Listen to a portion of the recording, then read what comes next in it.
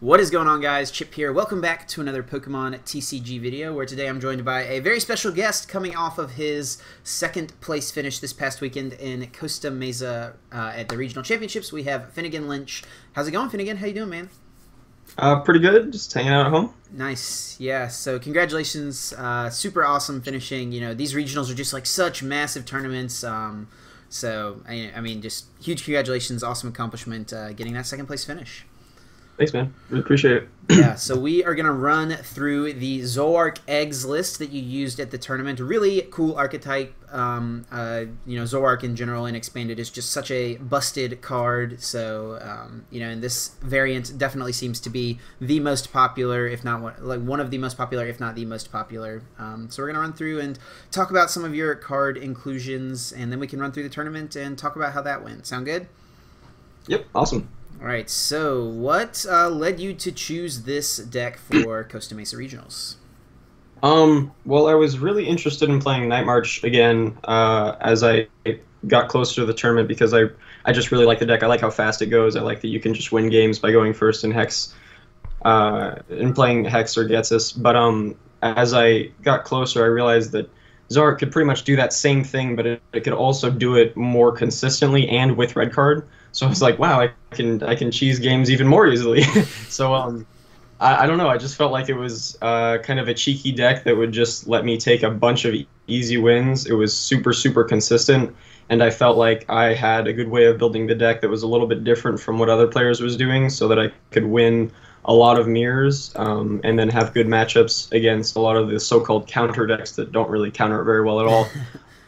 Yeah, because like I tried to test a bunch of other decks that like supposedly were built to counter Zoroark, and none of them could do it effectively. Like none of them could do it effectively.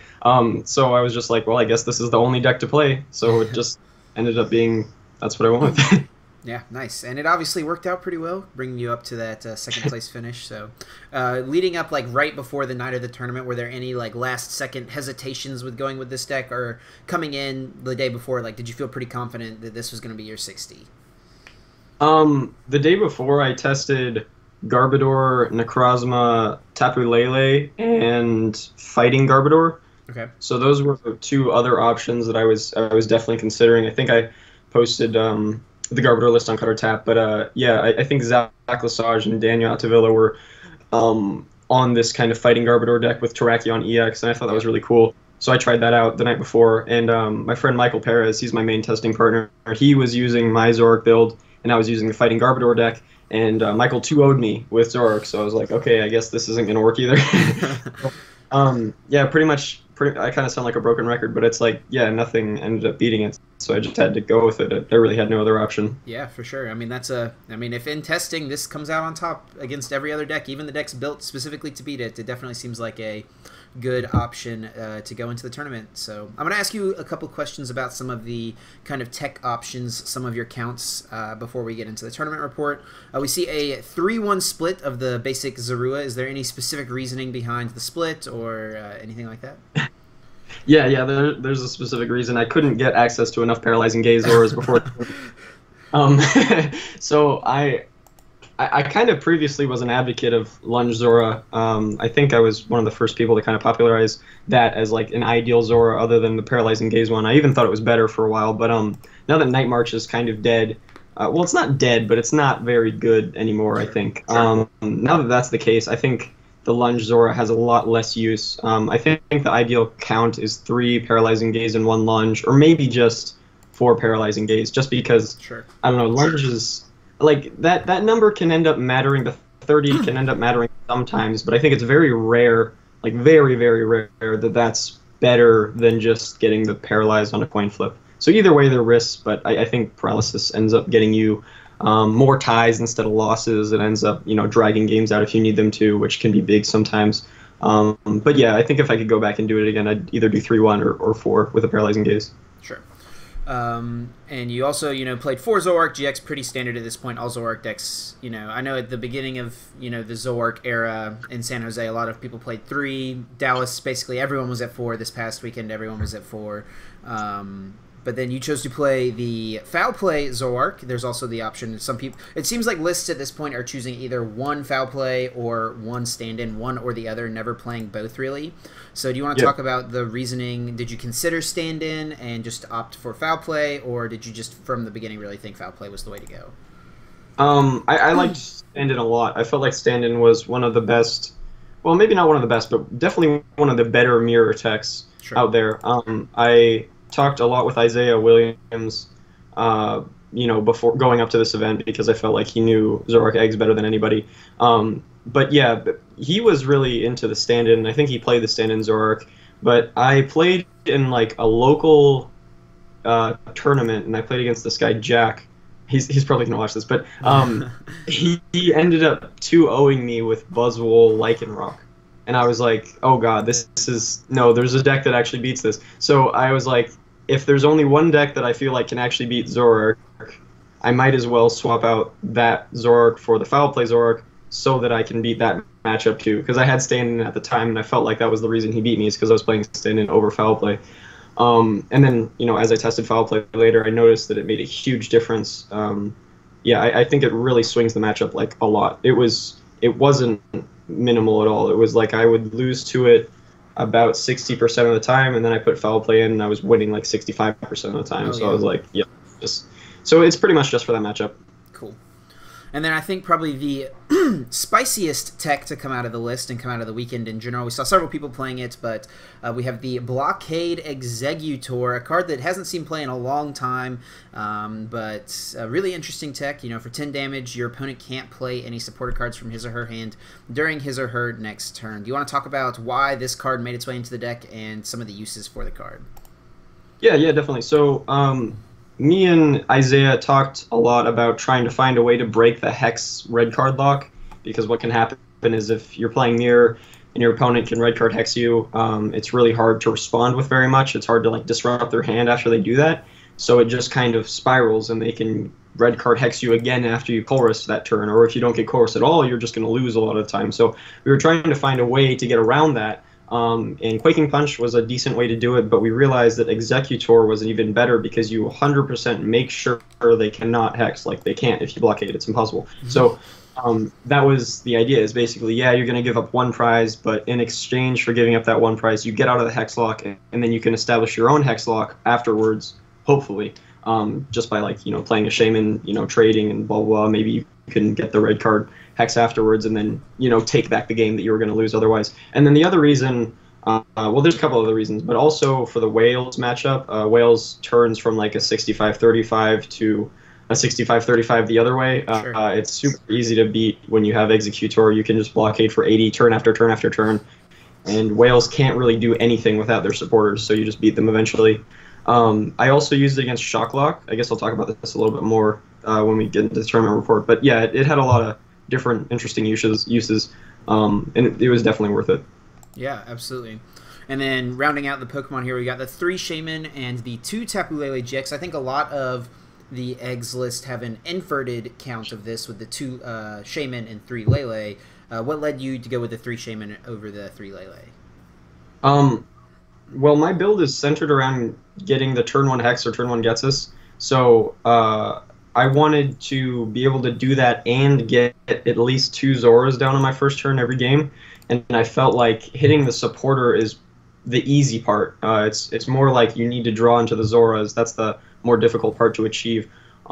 So with that being said, it's a lot better to run more Shaman because it gives you more ability to set up multiple times to try and draw into your level ball and Pokemon communication and your Zoras so that you can get more setup.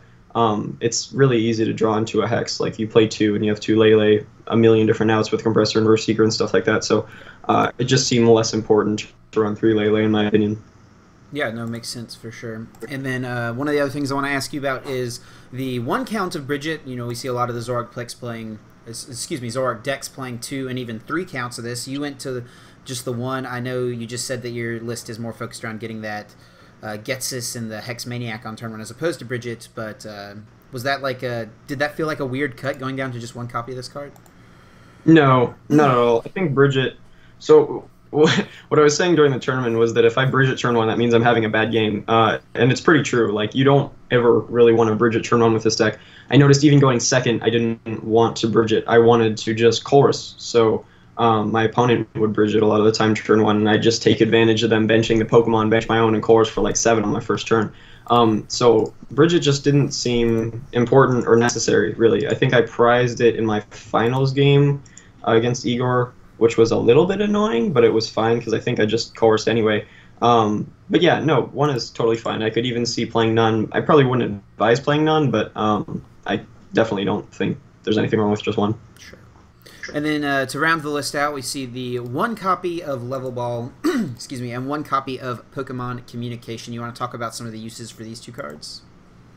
Yeah, those were super helpful. So that's like the reason why I was able to run 1 Bridget. So like you can't really consistently hit enough Zoras unless you play the Level Ball and the Pokemon Communication as well. So those games where I was like chorusing on my first turn or playing, multiple Shaman and then hexing or something like that, it's really important to have that Pokemon search so you can make sure you get the Zoras down. And then the reason Pokemon Communication is in there instead of just a second Level Ball is just because it has more use once you actually have your Zoras down. It can search out Zorks and stuff like that. Also, it works really well with propagation because you can compress away your eggs, and then once you hit the Pokemon Communication, you just propagate an egg back to your hand and then communication. So that downside of like not having a Pokemon in your hand to use it almost never comes up. I don't think there was a time at all during the tournament when I had Pokemon Communication and I didn't have a Pokemon to put back. So yeah, I think that one might have even been better than the Level Ball. Like I might even consider playing 2 Pokemon Communication and no Level Ball. Sure. But yeah, they were definitely worth it. Helped me get turn 1 the supporters I needed as well, because like in Pokemon Communication to put back something and then grab Lele or Shaman, that ended up happening a lot. That was super helpful. But yeah, I love both editions. Cool.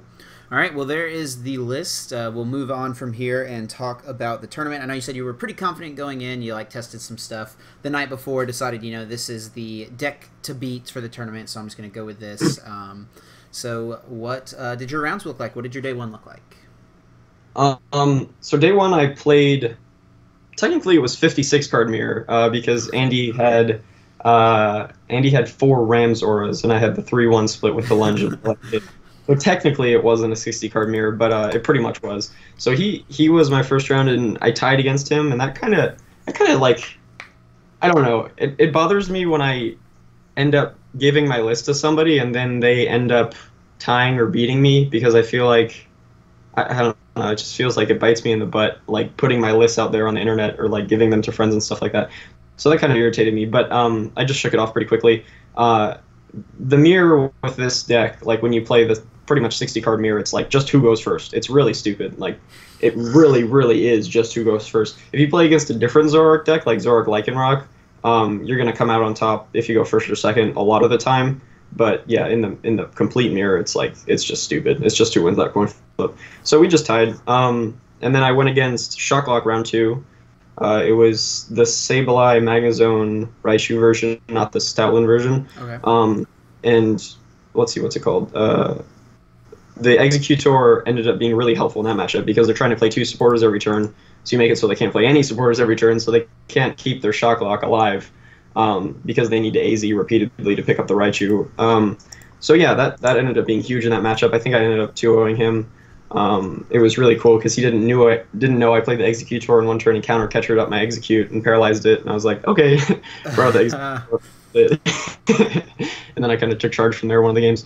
And then I think another game he prized like 2 Pikachu or something like that, and he couldn't get the lock going the whole time. So I felt like that matchup wasn't bad though. Like even though he might have gotten a little bit unlucky and he didn't know I ran the Executor, I feel like I could play that matchup again and still come out on top, just because there's so many different things that you can do as the Zoroark player to make it hard for them to win.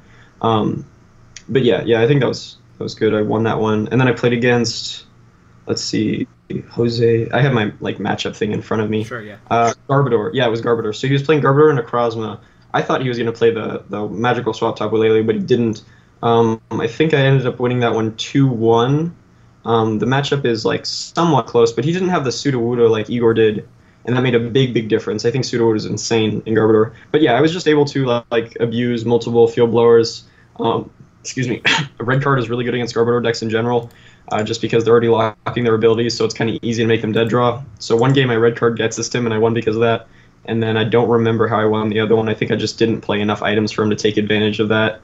But yeah, and then I won that one. Then I played against David Sellen with Garchomp. Garchomp is not that hard to beat. It's kind of inconsistent, doesn't have much energy acceleration except for the other fighting type Garchomp.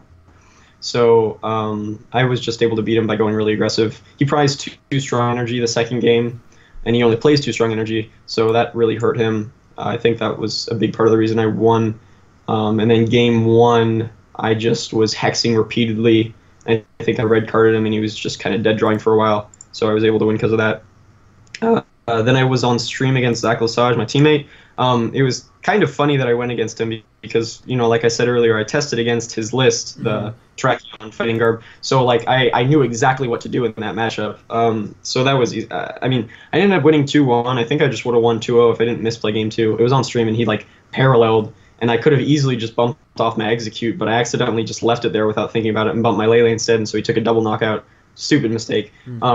But yeah, foul play really came in handy that game.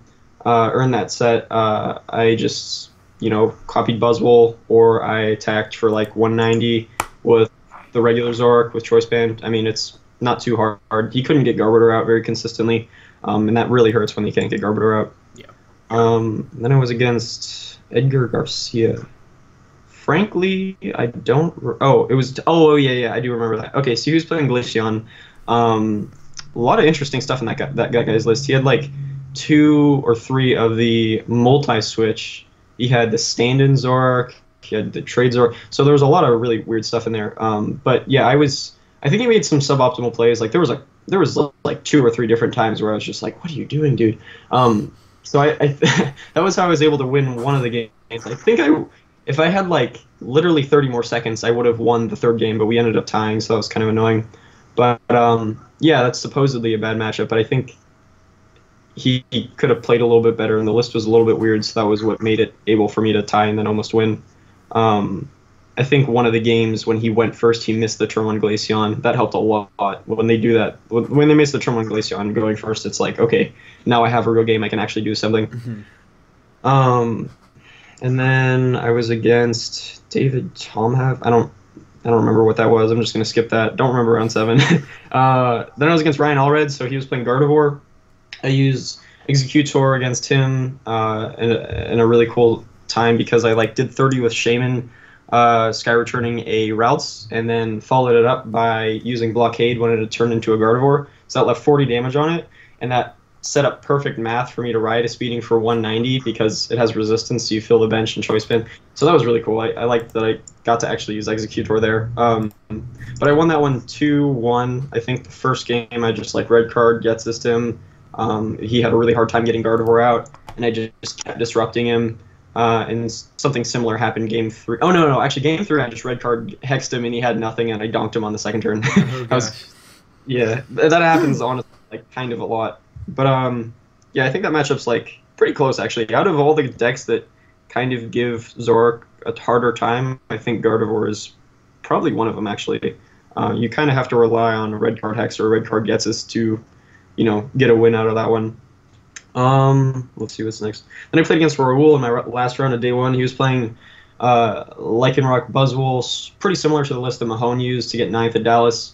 I felt like the matchup was pretty easy. I knew how to play against it pretty well now that I had the foul play Zoroark in there. So I, red carded him into a bad hand and gets this one of the games. He dead drew because of that, so I took 1 win off that. And then I won the second game just by, setting up how I needed to and ride a speeding for 190, one-shot Buzzwole, and, using foul play. Kind of the same story. So that was my day 1. I was 702 at the end of the day. I was really happy about that. I felt like I could have made that 801, but I wasn't complaining. Going into day 2, my first... Real quick, I want to ask you a couple questions between the 2 days. So heading in, to the second day of the tournament, was there anything in the day 2 field that you were nervous about potentially going up against? Yeah, mostly Alex Hill. His Glaceon build with Barbaracle was really scary to me because I felt like Alex is a good player and he found a list that really like might have effectively countered Zoroark, and I was really concerned about that. I felt like I might not be able to beat it. I was also a little bit scared of Drew Kennett's Gallade Aerodactyl, I think. No, yeah, Gallade Aerodactyl. Gallade Aerodactyl, yep. Okay, yeah. Deck, because I knew, like you can just one shot repeatedly with Gallade, and you could like red card gets us that deck and it'll be hard for them. But he said he played 3 Oranguru, yep. Which is just crazy to me. But I guess it works. That's how you kind of deal with that problem. So I was afraid that like I couldn't just win games by red card gets this thing anymore. I would have to like, I don't know, find some other strategy to win that one. So I was a little bit scared of him too. But that's pretty much it. Everything else I was pretty confident against. Sure. All right, so run us through what day 2 looked like. So round 1 of day 2, I played against Caleb Gedimer. He was playing Zoroark Lycanroc. Same list, I believe, that Joey Rudiger got 8th seed in top 8 with. I won that one pretty handily. I think I 2-0'd. It might have been 2-1, though. He doesn't play... He only played 2 Verseeker, which is just crazy low. Like, the name of the game in Zoroark Mirror is the Hex lock thing with, like, red card usually. So, he couldn't really do that, and I could definitely do that because that's like what my deck is built to do. So that made it really easy for me to win. I think one of the games I won, same story, just red card Hex first turn, and then I was able to win within a couple turns. So I won one of the games like that, and I think I just won one of the games because I was a little bit more consistent than him, and his list just wasn't as able to beat Mirror as mine was, I think. So that was my round 1, day 2, and then I played against Alex Hill, so that was pretty much the person I was most scared of. I got a tie against him because I won the first game because he missed the turn 1 Glaceon, even though he went first, so that was crazy. I was very happy about that. Mm-hmm. And then game 2, I wasn't even trying to go for the win against Alex. I was like, okay, I'm just going to drag this game out as much as I can, and then hopefully don't finish a third game, and then we'll tie. So that's pretty much what I was going for. And my second game, I knew I was going to lose the whole time. Like, from my first turn to the last turn, I was like, yep, there's no chance. But I was like, I'm going to play this out. I'm not going to try and finish the third game. And it pretty much worked out. He won the second game, and then game 3, we just didn't finish, and then I got the tie. So that was cool. Yeah. I was happy with that. Then I went against Keon, and Keon was my only loss between day 1 and day 2 before top 8. He was playing kind of the same thing as me. His list was actually fairly different, though. He had a lot of counts that were different. He played the standard 2 Bridget. He wasn't playing level ball or Pokemon Communication. He was also playing a third choice band. He had a lot of different stuff in there. He didn't have the Executor. But I ended up losing to him because game 1 I prized all 3 of my Shaman and my Sudowoodo. Oh, man. So that was a little bit painful. So I won the flip and then lost, which is always concerning. Like, if you win the flip and Zoroark, it's like, oh god, what's going to happen now? And then I won the second game because I just like red card hexed him, and then I kept the lockup. And then game 3, he went first and got like a good start, and I got like a medium start, and he just, he went first. So you pretty much win when you go first if you both set up normally. Yeah. So that was my loss. And then I went against Jose Marrero with Gyarados Gallade. I was a little bit concerned about this matchup, but I felt like I would just go for the red card get this and see if I could stick him with that bad hands. And it definitely worked. I did that a ton between the 3 games. I think I got like 8 different red card gets this off between 3 games. It was crazy how many times I did that. Game one took a while. I think it was like 25 or 30 minutes. But I had never played against that deck, so I was like, I don't really know what to do exactly here. So I was trying to figure out all his counts and like learn the matchup. And I figured I could probably just win a game 2 by red card gets this thing if I lost. So I misplayed on my last turn, game 1. I actually would have won the first game, but I just didn't play a supporter because I was freaking out because I thought I was going to lose after like 30 minutes, and I just did a stupid mistake. I literally just didn't play supporter. So he used Flying Flip to knock out like 5 Pokemon at once because I had like 3 Execute benched and I had like 200 on a Zoroark, so he literally took like 5 in one turn. It was crazy. And then game 2, I just red card gets this to him. He had a dead hand, and then I won on my second turn, so that's cool. And then game 3, I So I was playing really fast, and he told me afterwards that he just like misplayed because he felt like, I don't know, I guess he felt pressured by how quickly I was playing, but I just wanted to finish the round. Right.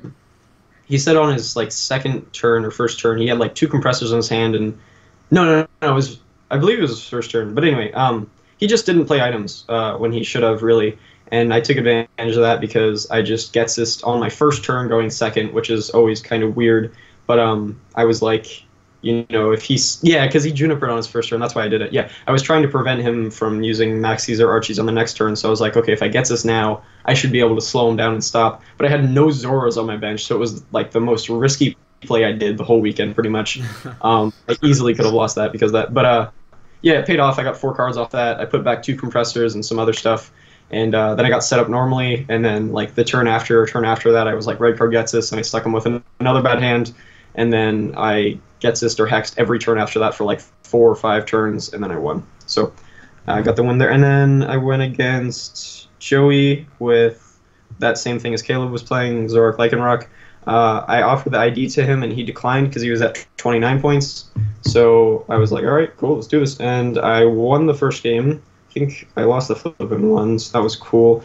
But I just stuck him with a really bad hand again, red card hex, and then I hexed for like 5 consecutive turns and just pretty much benched him out. After that first game, I was like, we can still tie. I don't care. And then he like rapidly picked up the match slip and circled tie. I was like, all right, cool, let's do this. I wanted to see him in top 8 too because I was like, if I go against him, this is a positive matchup for me. So like, obviously, I want more of that in top 8. So I was very willing to take the tie there. Yep, and then I was guaranteed for top 8 because I was at 31 points. And then top 8, I went against Azul. I was kind of concerned because he was playing the same thing as Igor, Garbodor, Sudowoodo. I felt like my build was more prone to playing items than other builds of Zorak were. I like to go really aggressive with this build, so it makes you play more items, basically. And I felt like that was going to be really hard on me. But one of the games, I went with a red card gets this, and I got him. And he just kind of dead drew after that. So that was how I won one of them. I don't remember the match super well. I was really scared, and I was playing like almost on autopilot at that point. Mm-hmm. He won one of the games just because I overextended and played too many items. I remember that. I just couldn't really avoid it. I remember. And then I think the third game, the third game, he sycamored into a dead hand, and I hadn't put enough items in the discard pile for him to trash lunch for knockout. So he was going to be stuck just like kind of sitting there. So instead of doing that, he retreated into the garbage collection Trubbish and then put a Colress on top of his deck. And then I drew for turn, and like faster than anything, I was like, red card gets this. And then I got rid of one card, but the important thing was that I shuffled back in the Colress, and then his hand was double colorless Psychic. And then I was like, all right, cool, I'm good. And then I just pretty much ride his beating until I won. So that's how top 8 went. Top 4 was, I got really lucky in top 4. Like, I was playing against Toad Garbodor, which Keon told me was just a straight auto loss for Zorak. Like, there's nothing you can do. So I was pretty concerned about that. I lost the flip, and then he turn 1 gets this to me. But lucky enough, I had like 4 totally playable cards in my hand, one of which being Shaman. So I just like got rid of 2 cards, and then I dumped my whole hand and set up for 6. And then I red carded him and gets this to him on my second turn. Nice. And then I stuck with a dead hand, and then I won because of that. So I was like, all right, cool, let's go. So I got the first game that way, and then game 2, let's see what happened. So going second again, he gets this me turn 1 again. Sort of the same story, but this time I didn't get the red card gets this. I just got gets this. But it didn't matter because his hand was totally dead anyway. So he just like put back a couple items that didn't matter. And he had like Flare Grunt and a Verbank. And I was like, all right, whatever. So I just hexed a bunch of times because he didn't get Garbodor in play and pretty much won like that. So yeah, really lucky top 4 game. That should be a matchup that I lose to all the time. Sure. And then I don't know if I should talk about finals. I guess you can watch that on stream, but it didn't really work out. Yeah, just run us through like kind of the thought process approaching the matchup. You obviously just beat the same 60 in top 8, so you had a little bit of confidence heading in, I'm sure. But still, like obviously a matchup. Garbodor's always kind of tricky to play against because you just have to manage like every tiny aspect of the game, from the items you play to when you put your energies in play to when you play your stadiums, because they're going to counter your stadiums. So there's just like a lot of management going on, I know, in those games. So you want to talk us through what that looked like for you in the finals? Yeah, so there's a couple things that I think I was doing wrong specifically. So like I was compressoring Pokemon incorrectly, I think. So compressors are really bad in that matchup, I realized. So, like, one of the things that I had trouble doing was just managing items in the discard correctly. And I was able to do this a little bit easier against Brad for some reason, but I don't know why. It was like against Igor, I just had to play so many items that I felt like that really hurt. So, watching your item count is huge, and just always remembering, like, exactly what they will need to trash Lynch for a one-shot is really important. And I think there was a time when I like double puzzled and I just strictly made a mistake. I think it was game 3 where I like grabbed back red card and blower, and that was just wrong. But yeah, the matchup is really about setting yourself up for one shots, thinking a turn ahead, and managing double colorless properly, because you can just run out of those. You got to be really careful with what you compressor, because if you don't get back the eggs after you compressor them, it kind of just ends up doing nothing for you because they end up stuck in the discard. That was a mistake I think I made. Yeah, I probably played worse in my finals game than I did any other round throughout the whole weekend, which is a really bad time to choke, but you know, that's what I do. I guess I just choke. Yeah, I don't really know what else to say about it. It's hard, but it's definitely winnable if you just play it correctly. It's just kind of hard to play it correctly. Yeah. Well, I know nobody likes coming home with second place, but it's still an awesome accomplishment, netting you a ton of championship points, $2,500. Where does this put you at CP-wise? I'm at 560 right now. 560. So is that something where you're still kind of considering, like, I might be able to make a play for a top 16 run, or are you just kind of chilling at that? I'm definitely going to try and top 16 race. I've always felt like I was at that caliber, like that I could be in the top 16. I just haven't been able to travel as much, sure. But now that I've got like extra money, I can attend Brazil and Charlotte and Oregon, so I'm definitely going to try and go for it. I mean, I love playing Pokemon, so even if I don't make top 16, I'm still just going to have fun like every weekend anyway, so awesome, I feel like it's good.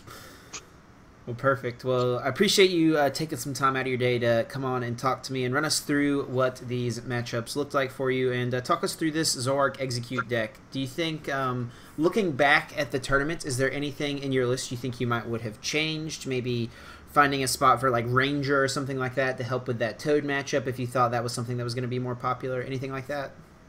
Not really. I think the list was really good. I worked really hard on it, and I talked to Isaiah about it a lot. So the list was pretty darn good. I'm pretty proud of it. But the one thing that I was back and forth on was just the second Floatstone versus one copy of Special Charge. I think if I could go back, I might swap that. But everything else I was very happy with. I don't think I needed Ranger. There weren't any other techs I felt like I really needed. If I could add something to make the Glaceon matchup a little bit better, I'd probably do that. But that's kind of what I was trying to do with the third Colress anyway. Sure. So, yeah, I'd probably leave it pretty much the same.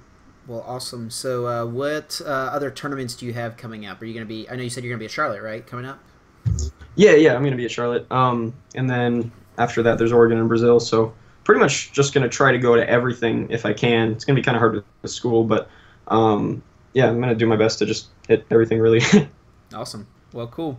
Well, once again, I do appreciate you coming on. I'm going to give you a second here if you want to do any sort of plugs, any sort of shout-outs, things like that. I'll give you a few minutes. The floor is yours. Awesome. So primarily my sponsor, PPG and Ultra Pro. Awesome sleeves. I use Ultra Pros the whole time. Everybody should use those. Honestly, I don't know why anybody uses anything else. But yeah, big shout out to them and their support, and everybody on my team, Daniel Tavilla, Ahmed, Ryan, Serena, Zach, everybody. Awesome players. I love that team. Give my website a check out if you get a minute, cuttertap.com. I posted 59 of my 60 cards for this tournament on the site the night before the tournament. So if you had a subscription, you could have played my 59. You couldn't have played my 60 because I didn't post the Executor because Isaiah told me not to. But point being, I always have my list for tournaments on the website, and they're really good lists, so you should sub to that. And then, yeah, I think that's about it. If you're interested in coaching, feel free to hit me up. And say hi to me if you see me at an event. Awesome. Well, Finn, I appreciate you taking time. Thanks for coming on. Guys, be sure to check out all of those links down in the description. I'll leave a link to Cutter Tap and as well as Pro Play Games, so check those things out. So, Finn, once again, thanks so much, guys. You can also follow me on Facebook, Twitch, Twitter, and Instagram. All of those things, as always, are at Trainer Chip. And for me and Phinnegan, we're going to get out of here. Thank you guys so much for watching, and until next time, take care.